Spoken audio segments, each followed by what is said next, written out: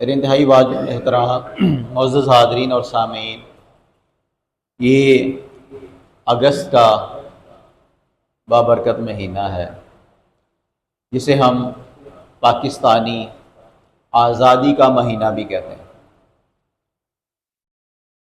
مسلمانان برصغیر بالخصوص اہل پاکستان کے لیے اگست کا مہینہ بہت ہی زیادہ اہمیت کا حامل مہینہ ہے۔ اگست ہی کا مہینہ وہ یادگار مہینہ ہے جس دن ہم سب کو پاکستان کی نسبت ملی۔ ایک نسبت ہماری مسلمان ہے جو کہ اسلام کی وجہ سے ہمیں ملی ہے، ایک نسبت ہماری مومن ہے جو ایمان کی وجہ سے ہمیں ملی، اور ایک علاقائی نسبت قومیت کی، نیشنلٹی کی، جو ہم سب کے ساتھ منسلک ہوئی۔ اور پھر ہمارے لیے یہ بھی بڑی اعزاز کی بات ہے کہ اس دنیا کے اندر موجود سینکڑوں ممالک میں سے اللہ تبارک و تعالیٰ نے اس مملکت خدا داد، اس کرۂ ارض کو جس کے اندر میں اور آپ موجود ہیں، اسے اتنا پیارا نام عطا فرمایا، پاکستان۔ سب بولیں کیا ہے؟ پاکستان۔ یہ دو لفظوں کا مجموعہ ہے، پاک اور ستان۔ پاک کا معنی پاکیزہ، صاف ستھرے، اور ستاں کا معنی ہے رہنے والے لوگ۔ تو پاکستان،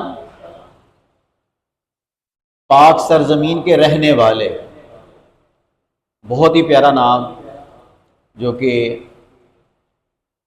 تحریک آزادی کے ہی ایک رہنما چودھری رحمت علی، خدا ان کی قبر پر رحمتیں فرمائے۔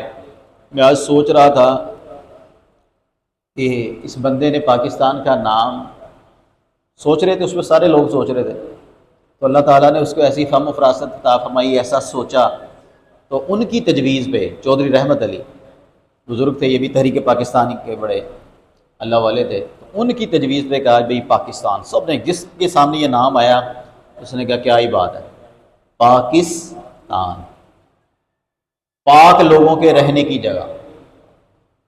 میں سوچ رہا تھا کہ دیکھیں، پاکستان کے اندر بھی کروڑوں لوگ ہیں، اور پاکستان سے باہر پوری دنیا کے اندر بھی لوگ ہیں، تو جب یہ نام لیا جاتا ہے، بولا جاتا ہے، اور قیامت تک یہ انشاءاللہ چلے گا، تو وہ بندہ جس نے اس کا نام رکھا، اور پھر وہ سارے لوگ جو اس پاک سرزمین کے وجود کے لیے کسی بھی طور پر ذریعے کے طور پر استعمال ہوئے، ان سب کو اس کا اجر ملے۔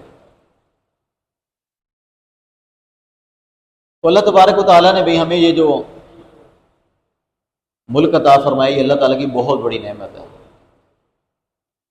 تو اس کے پیچھے یہ جو پاکستان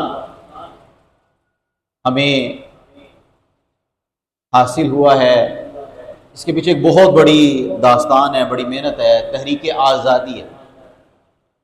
اللہ تبارک و تعالیٰ نے قرآن مجید کے اندر بھی ایک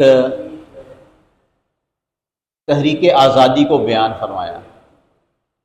تو پاکستان کی تحریک آزادی سے پہلے میں آج کے اس خطبے کے اندر اللہ تعالیٰ نے کلام پاک کے اندر جو ایک تحریک آزادی کا تذکرہ کیا ہے، اس کے حوالے سے کچھ گفتگو کروں گا، اور پھر ہم اس کو اس کے ساتھ منطبق بھی کریں گے۔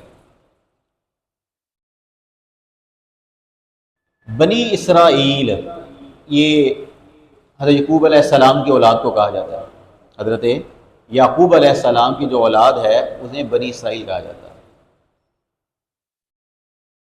تو یہ سارے رہتے تھے فلسطین کے اندر، اور پھر جب حضرت یوسف علیہ السلام، جو حضرت یعقوب علیہ السلام کے بیٹے تھے، جن کو اللہ تعالیٰ نے نبوت بھی عطا فرمائی تھی، جب یوسف علیہ السلام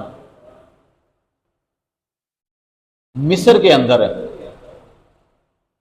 بادشاہ کے معتمد خاص بنے ہیں، وزیر اعلیٰ بنے ہیں، تو پھر حضرت یوسف، حضرت یعقوب علیہ السلام کا یہ سارا خاندان یہ فلسطین سے کہاں آ گیا؟ مصر میں آ گیا۔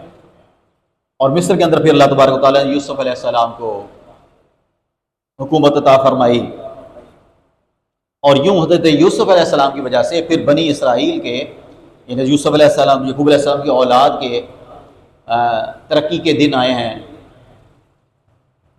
بڑی مقبولیت کے دن آئے ہیں۔